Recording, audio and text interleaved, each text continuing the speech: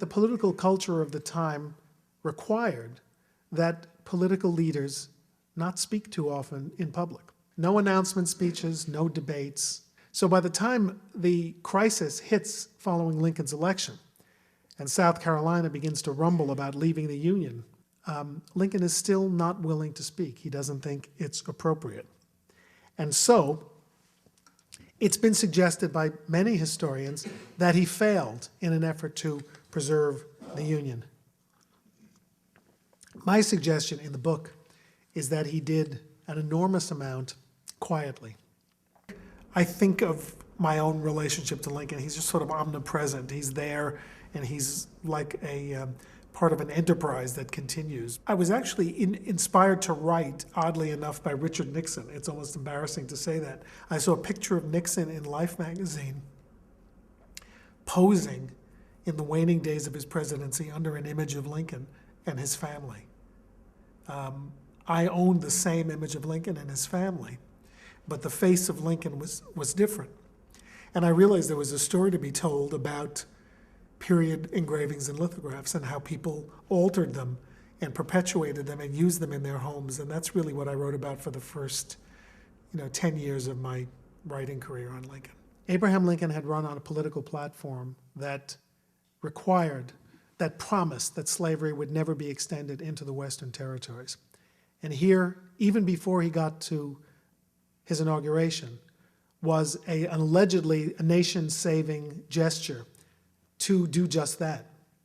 Lincoln said, "Prevent as far as possible any of our friends from demoralizing themselves," he told an Illinois congressman, "by entertaining propositions for compromise of any sort on slavery extension. Let either be done, and immediately filibustering and extending slavery recommences. On that point, hold fast as with a chain of steel." Now, I think that's a pretty tough statement on slavery. I think the biggest myth is still that he wrote the Gettysburg Address on the back of an envelope. Closely followed now by Lincoln was a racist, which is, by 21st century terms he was, but by 19th century terms he wasn't. Closely followed by Lincoln was gay, and Lincoln was modest is not a bad one either.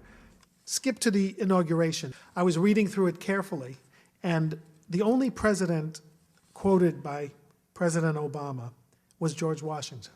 But on at least six occasions in this text, there are oblique references, almost like homages to Abraham Lincoln. Long before we went to the Bible and the inaugural train and the White House china of the Lincoln administration, the inauguration was dedicated to New Birth of Freedom.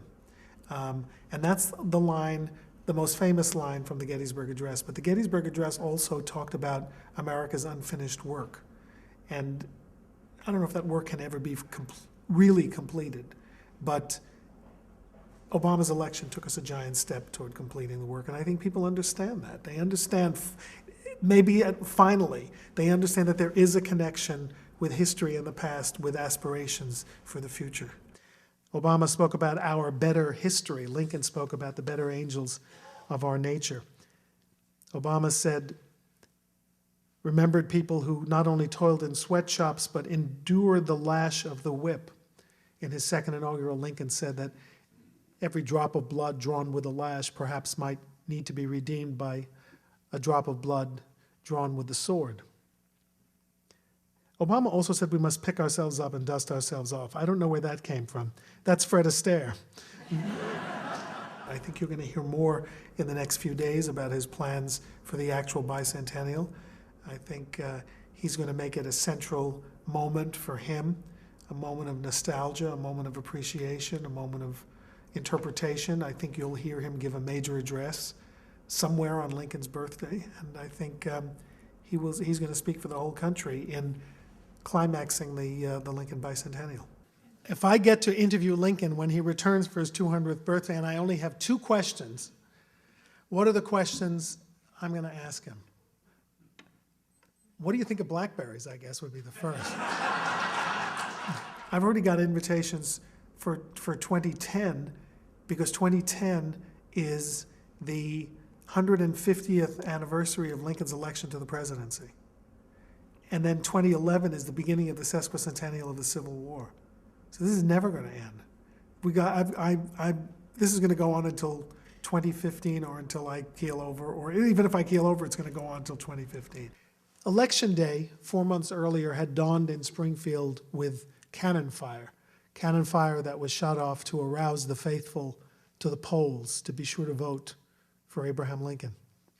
As Lincoln ascended the steps of the Capitol to pursue his destiny and the country's destiny, there was another round of cannon fire. I often wonder if he turned to look and see what it was. But the cannons erupted in a 21-gun salute for him. If he had turned, he could have seen in those days all the way to Virginia and the threat that awaited from the South. As we all know, it was not the last cannon fire that Abraham Lincoln or the country would hear. Thank you.